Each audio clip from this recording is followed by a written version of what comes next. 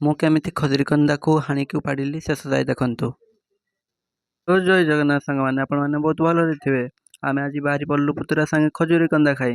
କିନ୍ତୁ ଦୁଇଟି ପିଲା ଆସିକି ଆମ ସହିତ ଯୋଗ ଦେଲେ, ସେଥିପାଇଁ ଆମେ ତାକୁ ହାଣିବା ପାଇଁ କହିଲୁ। ଆଉ ଗୋଟେ ପିଲା ଏଇଠି ବସିକି ମୁଢ଼ି ଗୋଳଉଛି। ମୁଢ଼ି ଗୋଳା ଚାଲିଛି।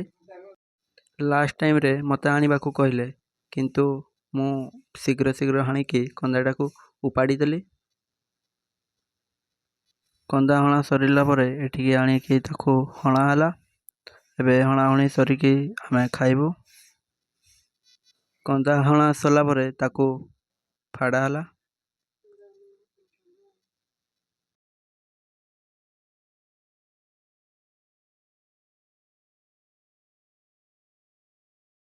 କେଉଁ ହିସାବରେ କନ୍ଦା ଗୁଡ଼ାକ ଖାଉଛନ୍ତି ଟିକେ ଦେଖନ୍ତୁ।